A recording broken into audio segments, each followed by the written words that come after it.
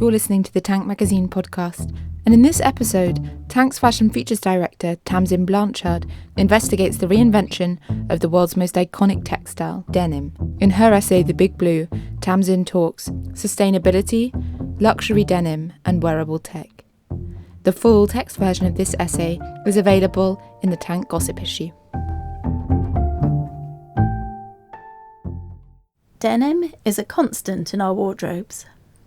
No matter how fanciful the design, or how extreme the wash, or how asymmetric the cut, the weight of history, heritage and real life anchors the fabric firmly to the ground. Denim works hard and parties harder. It slouches beautifully, it ages gracefully, and it can even take you on a power trip. There is a sense of authenticity that makes it all right. Some denim is more all right than others, of course. The classic vintage Levi's 501 5-pocket jeans are the gold standard for many designers, a kind of benchmark. But Levi's does not rest on its laurels. There's too much competition for that, whether in terms of sustainability, Levi's waterless denim is leading the way for the rest of the industry, design, the recent collaboration between Levi's Made and Crafted with Off-White's Virgil Abloh came out of the brand's Eureka Innovation Lab. Street cred, Vetements chose Levi's as one of its partner brands for Spring-Summer 2017. Or technology, Google is launching Project Jacquard with Levi's this spring. The two brands have been working on a commuter trucker jacket that will allow cyclists to interact with their smartphone by simply brushing their sleeve with a finger. It is a wearable you might actually want to wear. A regular piece of clothing, rather than some bit of moulded plastic that looks like it fell off the set of Space 1999. Conductive yarn woven into the denim creates a touchpad, allowing you to connect with your maps, music, heart rate, phone and whatever else you need while cycling, and it is machine washable. Maybe it's a gimmick, or maybe it's the future, and we'll all be stroking, swiping and intimately interacting with our jeans jackets imminently. But one thing is for sure, despite its bad reputation in terms of its damage to the environment and thirst for water, according to Levi's life cycle assessment, a pair of regular 501s uses a total of 3,781 litres of water, from the growing of the cotton to the manufacture, the finishing and the number of times it is washed by the consumer. Denim is the fabric we all want to wear. A blue denim J.W. Anderson ruffle skirt? We want it. A bleached denim jacket with studded shoulders by Gucci? Don't even ask. Yes, please, now. A Vetements for Carhartt brown denim apron dress? I'm already wearing it. A Fiorucci all-in-one from the second incarnation of the Italian pop denim brand that relaunches this March? We can't wait. And there's no shortage of new ideas. The young designer, Rosella May, was in the middle of her graduation ceremony for her degree in textiles at Nottingham Trent University last summer, when she got a call from Calvin Klein Jeans in Amsterdam, offering her a job on the design team. For her final collection, she experimented with knit and weave to create an alternative to denim. May's initial research, centred on erosion and corrosion, has led her to look at abandoned 1950s warehouses. From there, she became interested in the clothing the workers there would have worn. As I researched denim fabrics further, she says, I found that I couldn't source any with the wash process or quality that I liked. Plus, the way denim's produced is so harmful to the environment. That's why I ended up creating my own denim using a new knit-weave process. I think the method showed a real understanding of the properties of denim, yet it was a very new take, one that had not been seen before, the 23-year-old says. Her constructed, deconstructed denim is made from a blend of wool and acrylic, but the result has the feel and texture of distressed denim without any of the harmful environmental effects. Vertically, it's stretchy like a knit fabric, but there is little to no stretch horizontally, mimicking denim without being completely woven. At Calvin Klein's Denim Centre of Excellence, where she started in November, she says there is room to experiment. It's incredibly open to ideas and developments, and the crazy ideas are sometimes the ones that work best overall. I think it's very difficult to find a balance between the commercial and the conceptual, which is a magical combination that many hope Raf Simons can bring to the brand. The direction is certainly changing since Raf came on board, and hearing his opinions is very exciting and motivational, she says. I obviously can't give anything away, but the spring 2018 stuff we're working on is incredibly strong. Hand-woven denim has become the signature of Faustine Steinmetz. She established her own label in 2013, and her denim has evolved into something beyond fashion. Her reconstructed artisanal jeans are feats of workmanship, taking 45 hours and 3 pairs of recycled jeans to weave a single pair. The basic jean is elevated to something altogether more precious. Yet it is still fundamentally the most functional of garments, like the Levi's that she herself wore as a teenager growing up in Paris. For Steinmetz, it is about giving the humblest of garments the same attention and care as a couturier would give to a fancy ball gown. Her pieces are all about experimentation, slowing down the production process. It's part of why she shows her clothes as static presentations, like pieces in a gallery. She really wants you to stop, to look at the detail. She also challenges waste and environmental issues head-on, recycling old jeans to make new ones and suggesting a new way of consuming her clothes that's about buying less but buying better and treasuring the pieces that you have. I really think the most important thing we can do for the planet is to stop buying all the time, she says.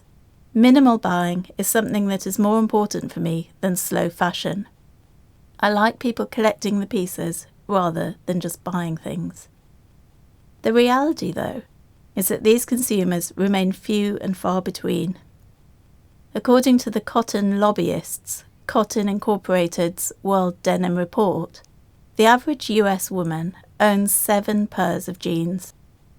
The market research company Technavio predicted that premium denim will see an annual growth rate of 8% between 2016 and 2020. The industry's big issues, which will only grow as sales rise, are the use of both chemicals and water in the growing of cotton and the washing and finishing processes. Some denim manufacturers are well aware of the issues, but when systems and processes are already established, it can be difficult to change.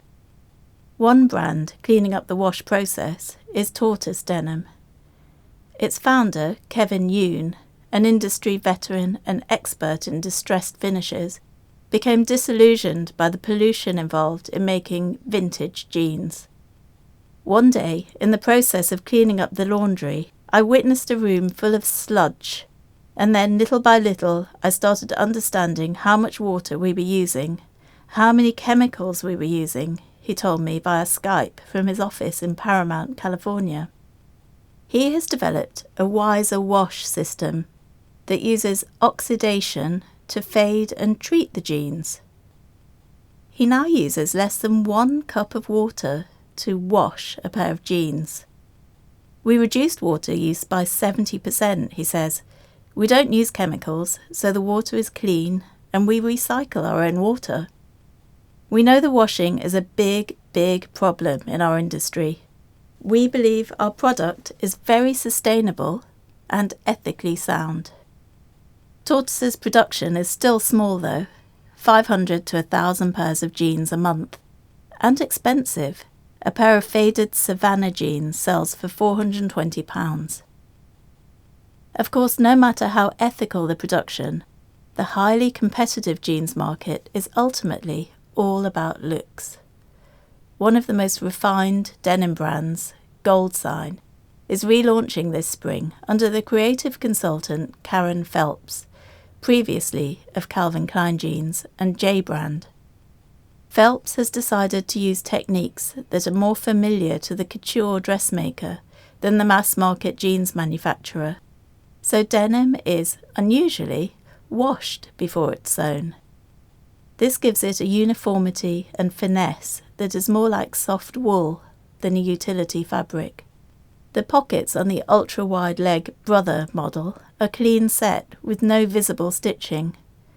The Benefit model is pressed so pristinely that it would not look out of place at a charity lunch. The Singer jean jacket has hidden buttons and no top stitching. At the new gold sign, jeansiness is kept to a minimum. Phelps recalls the jeans she wore when growing up in Newcastle in the late 1970s and early 1980s. I was about 11, and my favourite was a pair of blue stonewash peg jeans that sat high on the waist. I religiously wore them with oversized cotton Oxford shirts in pastel colours and stripes from a local brand called Le Breve. While Le Breve is no longer in business, Phelps says her style remains relatively unchanged. I wear the same jeans on a daily basis and every few months switch out into a new silhouette or wash. Her current obsession is a vintage, oversized carpenter jean and the balloon jean from the Spring-Summer 2017 collection, a highly stylized, exaggerated version of the pegged jeans of her youth. Phelps is among a host of designers keen to experiment and innovate with premium denim. The denim expert and historian Mohsin Sajid, for example, is teaching the next generation. Having worked for brands including Edwin, Levi's Japan and DKNY, he is currently working on a book that will teach you, step by step, how to make your own jeans. We met at his studio in Whitechapel, which was piled high with vintage jeans and his collection of old sewing machines. Sajid designs his own collection under the label Endrime and makes hand-stitched jeans that sell for £900 a pair and take up to 60 days for delivery. They are a labour of love. You create garments that will wear in the way you want them to wear, he says. Things aren't meant to be perfect in the denim world. Sajid's book came out of his work at the Royal College of Art, where he is currently working with 10 out of the cohort of 24 students. Every single one is treating denim completely differently. One girl is shredding it up and destroying it, and another is bonding it with sheer fabrics using radio waves. It's epic what these kids are doing. He has also organised sponsorship from the Japanese Kaihara denim mill for 4 students who will graduate this year from the RCA and Ravensbourne. One of Sajid's most recent graduates is Hannah Jenkins, who, as a student, produced a range of oversized, raw Japanese denim held together by giant copper staples. The collection was bought by LNCC and won her last year's H&M Design Award. Although the garments that I ended up producing at the RCA looked very oversized and different, she explains, they still had elements that were based on something historical. Instead of using her H&M prize money to set up her own business, she decided to take her time. This led her to a job in charge of design and development at the new British denim startup Black Horse Lane Ateliers. Financially, it's such a big thing to start your own brand, and it just didn't feel right. I just needed to know more and learn more, and this is a fantastic experience. I always want to be hands-on, and here I can work with the guys in the workshop, pattern cut, and do samples. Black Horse Lane Ateliers is an extraordinary setup. A London-based craft denim workshop founded in April 2016 by the textile veteran Han Attes. The idea is to make specialist jeans on a small scale at quality levels as high as the most premium denim brands in Japan and California. Attes was about to sign a distribution deal with Japan when I visited in November, which is surely like selling coals to Newcastle, but these jeans are proudly made in England. with ferocious attention to detail, and with the most transparent and environmentally responsible sourcing possible. The premium denim used for the jeans is sourced from Turkey rather than Japan to reduce air miles and is sewn into jeans on site by a small team of skilled workers. As well as its own range, Black Horse Lane makes jeans for other brands, including Christopher Rayburn, that use organic denim, Sajid's own brand, Endrime, and a project with Hussein Chalayan. They've also given a pair of jeans to 8 Londoners who will wear them and document how they evolve over a period of 1 year. One is a motorbike mechanic, and another is an embroiderer who, Jenkins says, does beautiful chain-stitch embroideries. We hope she will embroider the hell out of her jeans. Black Horse Lane Ateliers sees itself as the future, an independent British denim laboratory doing things differently. A recent addition to the team is the computer software expert David Giusti, who has previously worked with Liszt, Shazam and Microsoft, and who is now developing the online retail experience. There is also a resident textile artist, Catherine May, who grows indigo for dyes on the local community allotment. When I visited, I noticed a letter pinned to the notice board from an organic denim supplier in Turkey, giving detailed information about the water consumption used in the production of its cotton. This is not fashion. It's a world away from threadbare patches, ever-changing washes, and mismatched hems. Denim is a valuable resource and should be treated with respect. Jenkins says she is designing for longevity. We don't want people to waste anything. And she means it. Black Horse Lane Ateliers jeans come with free repairs for life. To hear more podcasts from Tank Magazine, be sure to subscribe through the iTunes Store. The theme music for this podcast is taken from Waiting Games by Kate Simcoe and the London Electronic Orchestra.